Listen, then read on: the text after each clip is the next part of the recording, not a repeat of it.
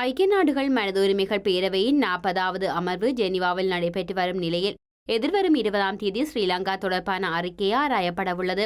இந்த நிலையில் ஸ்ரீலங்கா அரசாங்கத்துக்கு மேலும் 2 வருட கால அவகாசம் வழங்கப்படக்கூடாது என வலியுறுத்தி வடக்கு கிழக்கு தமிழர் தாயக பிரதேசங்களில் பல்வேறு தரப்பினரும் கவனஈர்ப்பு போராட்டங்களை நடத்தி வருகின்றனர். இவ்வாறான சூழலில் எதிர்வரும் 16ஆம் தேதி சனிக்கிழமை யாழ் பல்கலைக்கழக சமூகத்தினால் ஜெனீவாவில் ஸ்ரீலங்காவிற்கு மீண்டும் கால அவகாசம் வழங்கப்படக்கூடாது என வலியுறுத்தி எழுச்சி பேரணி ஒன்று முன்னெடுக்கப்படவுள்ளது. யாழ் பல்கலைக்கழகத்திலிருந்து ஆரம்பமாகும் எழுச்சி பேரணி யாழ்முற்று வழி வரை இடம்பெறவுள்ளதாக பல்கலைக்கழக சமூகத்தினர் இன்று நடத்திய ஊடகவியலாளர் சந்திப்பில் அறிவித்துள்ளனர். எதிர்வரும் 16ஆம் தேதி ஒட்டுமொத்தமாக தமிழ் மக்களை ஒன்று திரட்டிய வகையில் ஒரு மக்கள் எழுச்சி போராட்டம் ஒன்றினை யாழ்ப்பாண பல்கலைக்கழக முன்றலிலிருந்து ஆரம்பித்து முற்றவழி நோக்கி ஒரு எழுச்சி பேரணியாக செல்வதற்கு திட்டமிட்டுள்ளோம். அதற்கு எந்த ஒரு அரசியல் பாகுபாடுகளும் என்று ஒரு மக்கள் எழுச்சியாக பொதுமக்கள் தமிழ் மக்கள் அனைவரும் ஒன்று திரள வேண்டும் என்று நாம் அழைப்பு விடுப்பதோடு எமது மக்கள் எழுச்சி பேரணிக்கு பொது அமைப்புகளுடைய பூர்ண ஒத்துழைப்பினையும் வேண்டியிருக்கின்றோம். ஆயுத போராட்டம் மௌனிக்கப்பட்டு 10 ஆண்டுகள் நிறைவடைந்த நிலையிலும் மக்கள் தமது நீதிக்காக இன்னும் வீதியிலே போராடி கொண்டிருக்கின்றார்கள். ஆனால் இன்று சர்வதேசமோ எமது போராட்டத்தை கண்டுகொள்ளாமல் கால அவகாசம் வழங்கிக் கொண்டிருக்கின்றது. அந்த கால அவகாசம் வழங்குவதால் தமிழ் மக்களுடைய போராட்டங்களை மழுங்கடிக்கும் செயற்பாடாகவே நாங்கள் பார்த்து கொண்டிருக்கின்றோம். ஆகவே எமது மக்கள் வீதியிலே இறங்கி காணாமல் ஆக்கப்பட்டோருக்காக இன்னும் 2 வருடங்கள் 10 வருடங்களாகவே போராடி கொண்டிருக்கின்றார்கள். ஆனால் அவர்கள் போராடி கொண்டு அவர்களுடைய இப்பொழுது போய்விட்டது. இன்னும் கொஞ்சம் காலம் சென்றவுடன் அவர்களுடைய உயிர்கள் இன்னும் போய்விடும். அதனால் எங்களது போராட்டங்களை மழுங்கடிக்கும் செயற்பாடாகவே கால அவகாசம் வழங்கப்படுவது என்பதை நாங்கள் பார்த்து கொண்டிருக்கின்றோம். ஆகவே இனியும் சர்வதேசம் கால அவகாசம் வழங்காமல் இலங்கையினை ஒரு இறுக்கமான பிடிக்குள் கொண்டு வர வேண்டும் என்பதே எமது வேண்டுகோளாக இருக்கின்றது.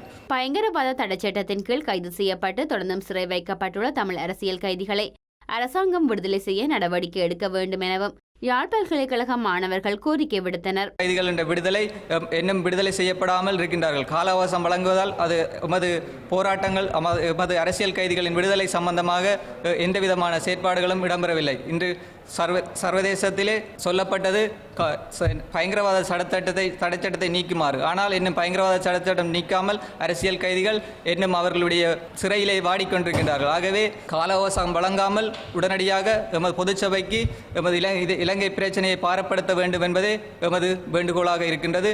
அந்த வகையிலே வருகின்ற 16ஆம் தேதி நாங்கள் பெரும் மக்கள் எழுச்சி போராட்டம் ஒன்றினை முன்னெடுக்க உள்ளதால் அனைவரையும் போராட்டத்தில் பங்கெடுக்குமாறு உங்களை தாழ்மையாக வேண்டிக் கொள்கின்றோம். இந்த நிலையில் பாதிக்கப்பட்ட மக்களின் குரல்களை வலுப்படுத்தி உடனடி தீர்வையும் நீதியையும் நோக்கி அவர்களை நெறிப்படுத்தும் வகையில் யாழ்ப்பாண பல்கலைக்கழக சமூகத்தினரால் நடத்தப்படவுள்ள எழுச்சி பேரணியில் அனைவரையும் பங்கேற்குமாறு பல்கலைக்கழக ஆசிரியர் சங்க தலைவர் கோசலை மதன் அழைப்பு விடுத்தார். இலங்கையில் இடம்பெற்ற போர்க்குற்றங்கள், மனித உரிமை மீறல்கள் ஐக்கிய நாடுகள் மனித உரிமைகள் பேரவையின் கவனத்திற்கு பல்வேறு தடவைகள் கொண்டுவரப்பட்டுள்ளதோடு பல்வேறு தீர்வு யோசனைகள் முன்வைக்கப்பட்டு பரிந்துரைக்கப்பட்டும் உள்ளன. ஆனாலும் இலங்கை மனித உரிமைகள் விவகாரங்கள் தொடர்பில் ஐக்கிய நாடுகள் பேரவையினால் பரிந்துரைக்கப்படும் ஆலோசனைகள் இலங்கை அரசினால் கருத்தில் கொள்ளப்பட்டு உரிய முறையில் செயற்படுத்தப்படாமையே நாங்கள் அவதானிக்கிறோம். இலங்கை அரசின் இணை அனுசரணையுடன் முன்வைக்கப்பட்ட வெளிநாட்டு நிபுணர்களின் பங்களிப்புடன் கூடிய குற்ற விசாரணைகளை ஆரம்பிக்க வல்லதான நீதிமன்ற பொறிமுறை ஒன்று இன்னமும் ஸ்தாபிக்கப்படவில்லை. மாறாக போர்க்குற்ற விசாரணை தொடர்பான செயற்பாடுகளை ஆரம்பிப்பதற்கு இலங்கை அரசாங்கம் கால அவகாசம் கேட்கின்ற நிலைமையும் மனித உரிமைகள் பேரவையானது அதற்கான அவகாசத்தை வழங்குகின்ற நிலைமையுமே காணப்படுகின்றது.